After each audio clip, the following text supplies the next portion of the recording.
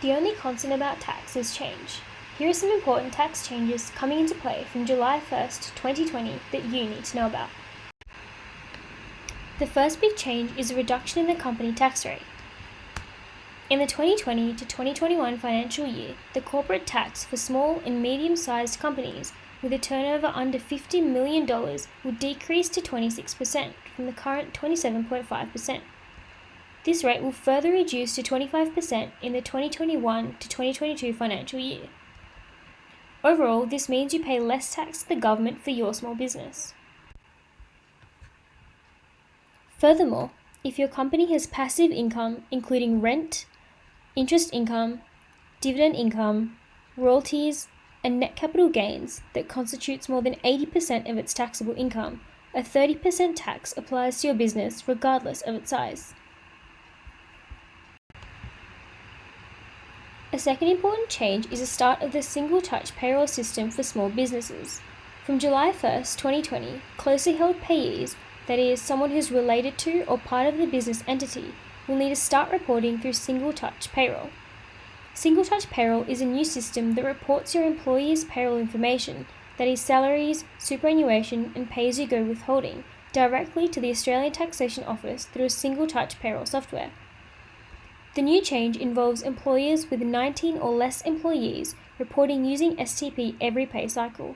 This means, for example, if you're paying your employee fortnightly, you will also need to report employee payroll information to the ATO fortnightly as well. It's important to note that if your business has 20 or more employees, you should already be reporting through STP.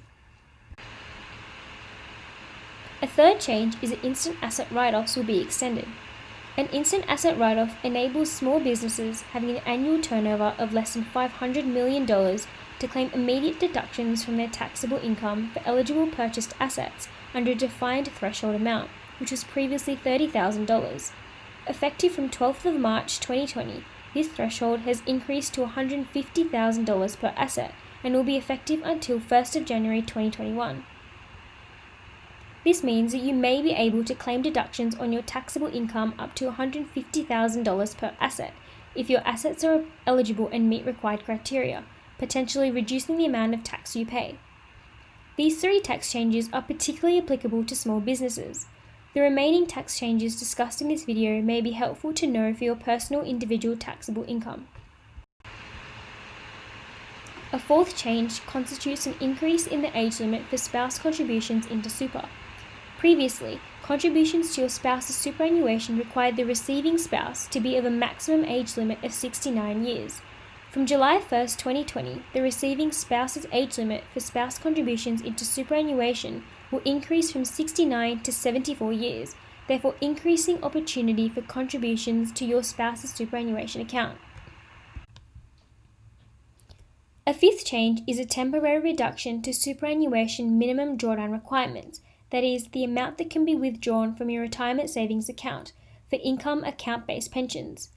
Many retirees have seen a negative effect on the account balance of their superannuation pension due to the effect of the COVID-19 pandemic on financial markets. As a result, the government has temporarily reduced super minimum drawdown requirements for the 2019 to 2020 and 2020 to 2021 income years. This means the minimum annual payment you need to make to your members' account-based pensions has been reduced by 50%. However, your member can choose to receive more than the temporarily reduced minimum drawdown rate. A sixth change is early access to super. Those financially affected, which includes losing a job or other significant income reductions by the COVID-19 pandemic, may be eligible to access up to $10,000 of their superannuation early. For those who applied for early access to up to $10,000 super in 2019 to 2020 are still able to access a further $10,000 in the 2020 to 2021 financial year by the 24th of September 2020 should their application be accepted by the ATO.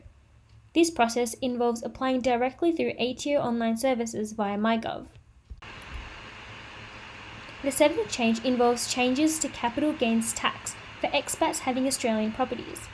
As of July 1st, 2020, foreign residents or expats who own houses they previously occupied while living in Australia will no longer be able to claim the main residence capital gains tax exemption when they sell these properties. This means expats will have to pay capital gains tax if choosing to sell their property while still being a resident overseas, and the amount of tax that needs to be paid will date from the time the owner purchased their home.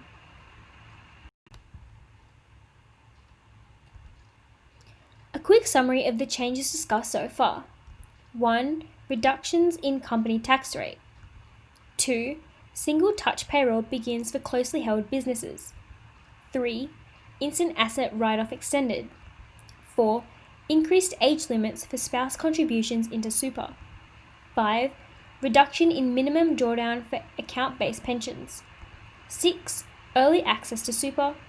And 7. Changes to capital gains tax for expats with Australian properties.